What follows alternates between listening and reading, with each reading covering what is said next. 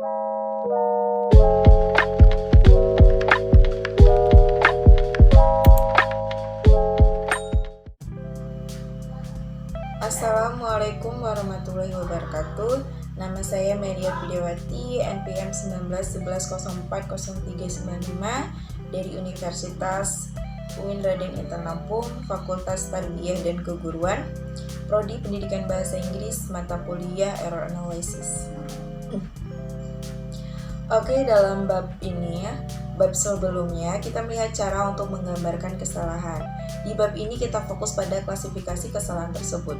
Bab ini menjelaskan level of errors, yaitu kita dapat menentukan yang mana dari 4 keterampilan yang dipelajari siswa sedang beroperasi pada saat kesalahan, yaitu berbicarakah, menuliskah, mendengarkan, atau membaca.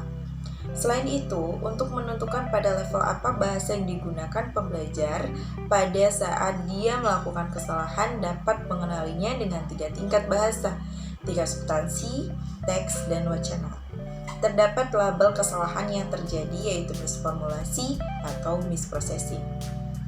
Pada bab 5 ini, di level of errors, terdapat subtema yang akan saya bahas kali ini mengenai substance error.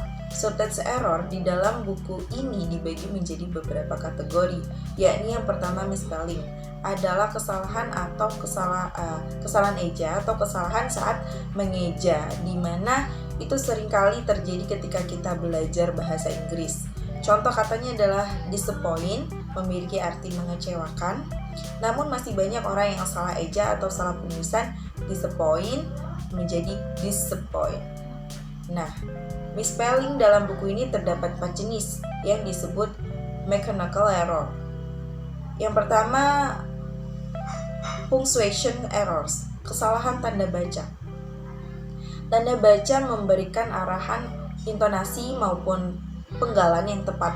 Apabila terdapat kesalahan-kesalahan tersebut, dapat berakibat kesalahpahaman. Pembaca atau lawan bicara bisa tidak mengerti maksud kita. Di buku ini menyebutkan bahwa kesalahan yang paling sering adalah penggunaan tanda seru, kesalahan urutan penutupan, koma terbalik. Yang kedua ada typographic errors, kesalahan tipografi atau biasa disingkat typo, merupakan kesalahan dalam mengetik. Di buku ini menyatakan tipografi adalah kesalahan dari eksekusi manual. Saya setuju dengan itu karena typo adalah slip tangan, biasanya terjadi ketika 2 jari tangan menekan 2 tombol ketik yang berdekatan secara bersamaan. Contohnya ketika mengetik hujan menjadi hajuan.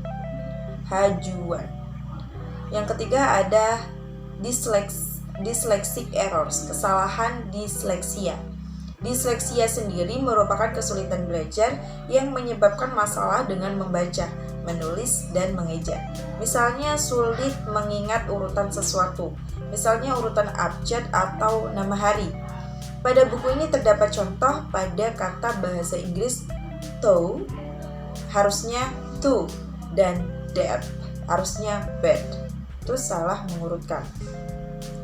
Yang keempat ada confusables, kebingungan, melakukan kesalahan leksikal dan bingung menentukan morfem atau kata yang terdengar mirip. Selanjutnya yang kedua ada misspelling proper, di mana ini terbagi menjadi 2. Yang pertama adalah mispronunciation errors, kesalahan pengucapan, terjadi sebelum pena bertemu kertas, yang artinya hasil kesalahan dari pengucapan suara kita, oleh karena itu disebut kesalahan pengucapan. Yang kedua, written misencodings, kesalahan penyandingan tertulis. Ini kebalikan dari mispronunciation tadi, ini merupakan kesalahan penyandingan secara tertulis. Oke, yang ketiga, pembahasan selanjutnya adalah mispronunciation. Tadi kan sudah membahas misspelling, sekarang kita akan membahas mispronunciation. Ketika kita spontan berbicara, yang dari ingatan dan pikiran kita bukan ketika membaca teks itu, memungkinkan kita memproduksi kesalahan pengucapan. Dalam kesalahan pengucapan terdiri dari 3 jenis, yakni yang pertama segmental. Ketika mengidentifikasi segmen yang perlu diperhatikan adalah frikatif interdental. Yang kedua, kombinatorial. Masalahnya adalah posisi satu huruf di akhir kata aspek lain dari pengucapan kombinasi suara.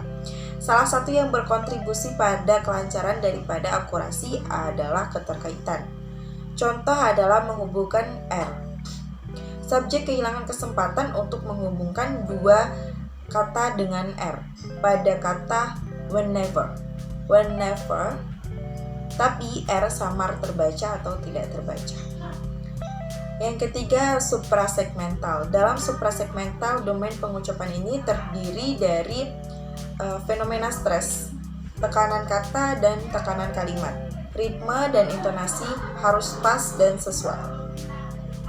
Oke, baiklah, sekian yang dapat saya sampaikan. Semoga bermanfaat. Bila ada kesalahan, saya mohon maaf. Wassalamualaikum warahmatullahi wabarakatuh.